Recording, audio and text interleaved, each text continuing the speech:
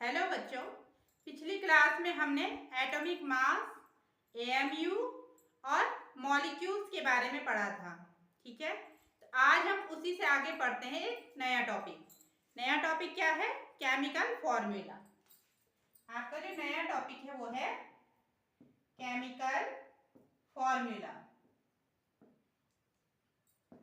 अच्छा, chemical formula से आप लोग क्या समझते हैं? कभी सुना है आपने केमिकल फॉर्मूला?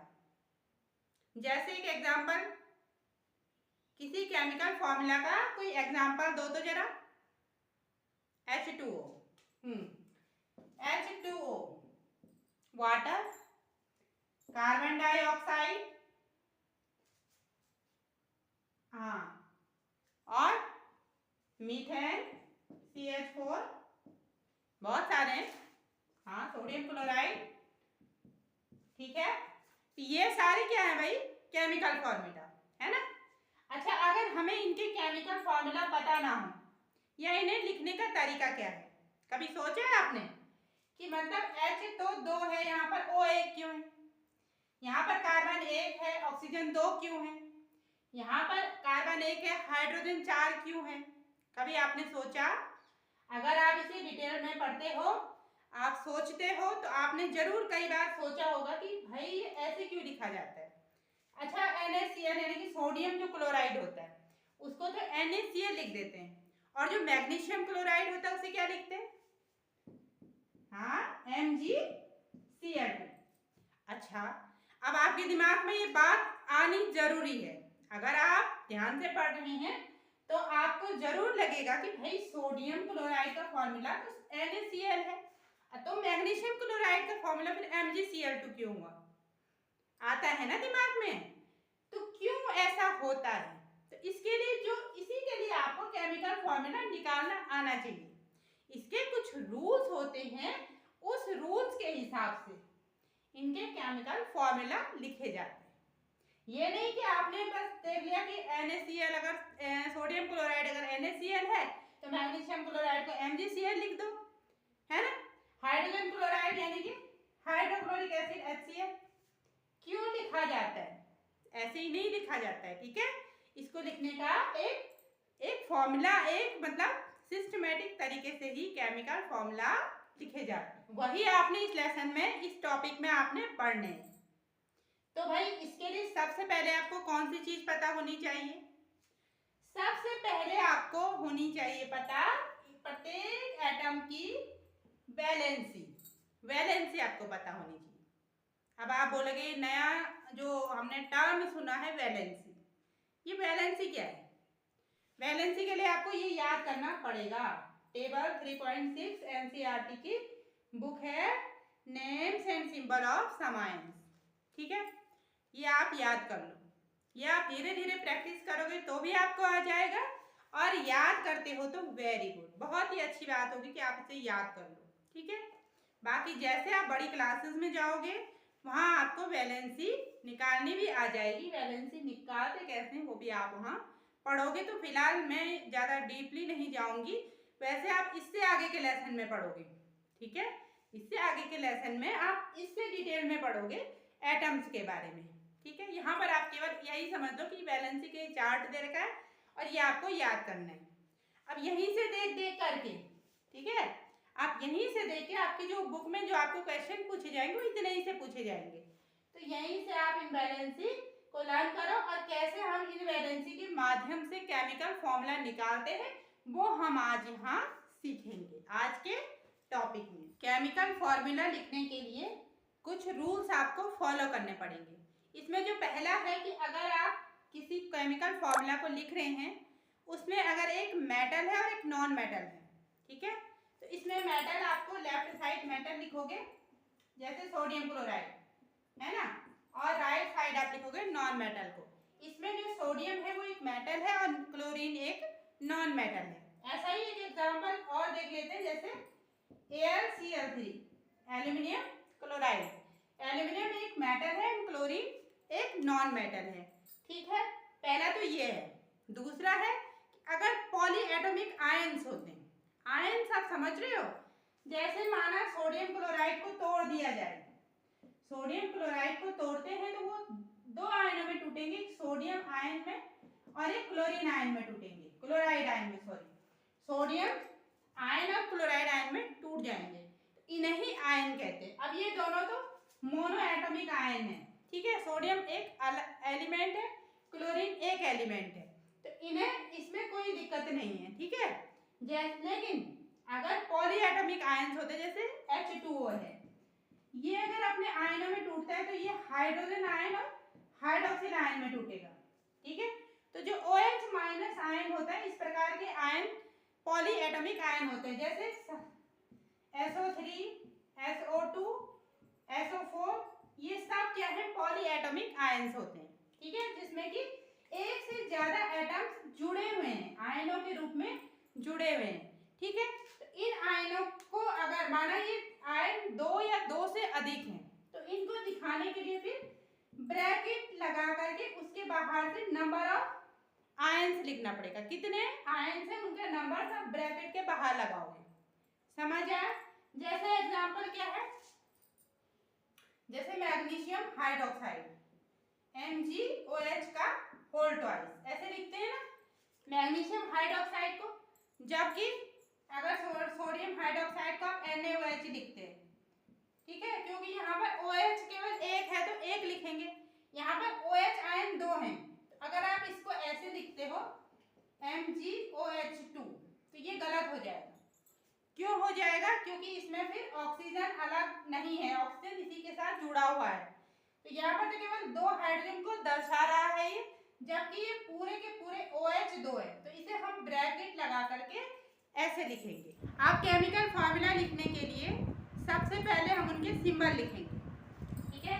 तो सिंबल आपने पढ़े थे इससे पहले, है ना, वो लर्न करने पड़ेंगे आपको सिंबल्स, और सिंबल लिखने हैं सबसे पहले। माना आपको अगर सोडियम क्लोराइड का केमिकल फॉर्मूला लिखना है, तो सोडियम और क्लोराइड यानी क्लोरीन 2 आ रहे हैं ना उसमें, तो पहले सोडियम का सिंबल लिखो, फिर क्लोरीन का सिंबल लिखो, सबसे पहला काम। दूसरा, इनकी वैलेंसी लिखो, इनके नीचे लिख दिया, इसकी भी वैलेंसी 1 होती है, इसकी वैलेंसी भी 1 होती है। अब क्या करोगे, इन्हें क्रॉस मल्टीप्लिकेशन इनका कर दोगे आप, तो सोडियम का 1 से मल्टीप्लाई करके 1 ही आएगा, क्लोरीन का 1 से मल्टीप्लाई करके 1 ही आएगा, इस प्रकार से इसका केमिकल फॉर्मूला लिख लोगे, ठीक है। इसी तरह से H2O, H2O का कैसे लिखोगे, वाटर, ऐसे लिखते हैं ना H2O, H2O अलग अलग लिखो, इसे हाइड्रोजन और ऑक्सीजन, ठीक है, एक हाइड्रोजन एटम है, एक ऑक्सीजन एटम, दोनों की वैलेंसी लिखो, हाइड्रोजन की होती है 1, ऑक्सीजन की होती है। इस तरह से एक आध और देख लेते हैं, जैसे HCl, तो हाइड्रोजन है और क्लोरीन है, हाइड्रोजन की वैलेंसी 1, क्लोरीन की 1, क्रॉस मल्टीप्लिकेशन किया तो क्या होगा, HCl। इसी तरह H2S, हाइड्रोजन और सल्फर, हाइड्रोजन की 1, सल्फर की 2, क्रॉस मल्टीप्लिकेशन करने के बाद H2S, ठीक है। तो ये हो गए केमिकल फॉर्मूला लिखने का तरीका, ठीक है। अब है जैसे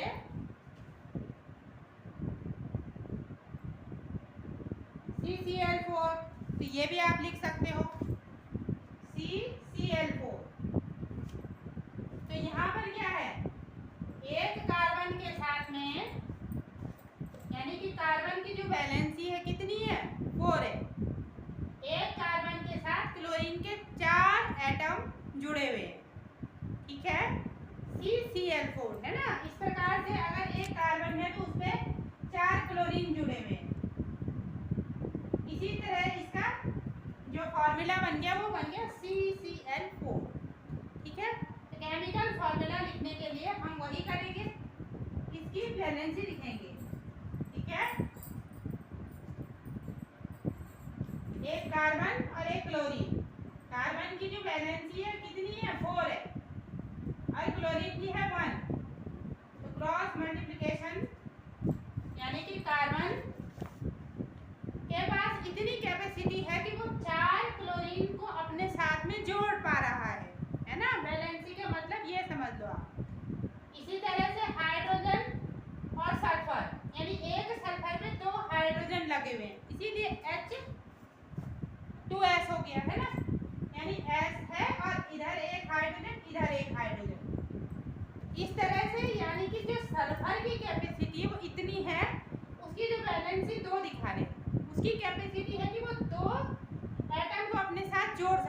अब यहाँ पर एक और केमिकल फॉर्मूला लिखना है MgCl2, मैग्नीशियम क्लोराइड का।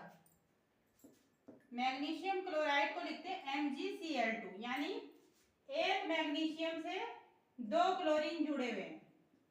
ठीक है, एक मैग्नीशियम के साथ में 2 क्लोरीन जुड़े हुए हैं। अब ये आप इसके जस्ट अगले लेसन में पढ़ोगे कि इनमें कितने कितने क्या होते हैं, इलेक्ट्रॉन्स होते हैं। ठीक है, इनका किस प्रकार से जो है, इनके कितने क्या एटॉमिक नंबर होते हैं, क्या इनका जो होता है इलेक्ट्रॉनिक कॉन्फ़िगरेशन होता है, और कितने इनके आउटर मोस्ट ऑर्बिट में इलेक्ट्रॉन्स होते हैं। जितने जिसके आउटर मोस्ट ऑर्बिट में इलेक्ट्रॉन कम या ज़्यादा होते हैं तो उसी हिसाब से इनके क्या होते हैं, चार्ज इन पे आ जाते हैं। अगर मतलब इलेक्ट्रॉन्स जो लेता है उस पर माइनस चार्ज आ जाता है, जो देता है उस पर प्लस चार्ज आ जाता है। तो ये आप अगले लेसन में पढ़ोगे, पर यहाँ पर आप इतना समझ लो क्योंकि यहाँ पर आपको कंफ्यूजन हो जाएगा। नहीं तो आपकी बुक में भी यहाँ पर क्या लिखा हुआ है, जैसे मैग्नीशियम है और क्लोरीन है, तो यहाँ पर वैलेंसी नहीं लिखी हुई है, यहाँ पर चार्ज लिखे होंगे इनके नीचे।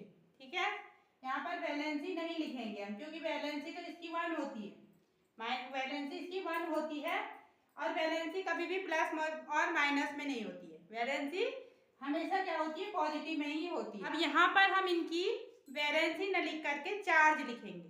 ठीक है, तो मैग्नीशियम यहाँ पर क्या कर रहा है, एक इलेक्ट्रॉन इसको देता है, एक इसको देता है, तो मैग्नीशियम पर आ जाता है +2 चार्ज, और क्लोराइड जो होता है ये लेता है इससे, है ना। क्लोराइड जो आयन है यहाँ पर Cl2 जो है, क्लोराइड के 2 आयन। ठीक है, तो इन पर जो है इन पर जो होता है चार्ज कितना है, -1 है। ठीक है, तो इनको भाई क्रॉस मल्टीप्लाई करो तो क्या हो जाएगा, MgCl2।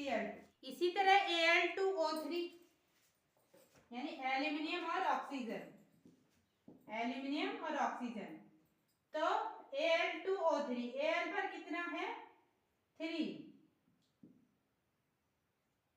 +3 है चार्ज, और ऑक्सीजन पर है -2, तो इसे क्रॉस मल्टीप्लाई करो तो Al2 इसका चार्ज और इसका चार्ज O3।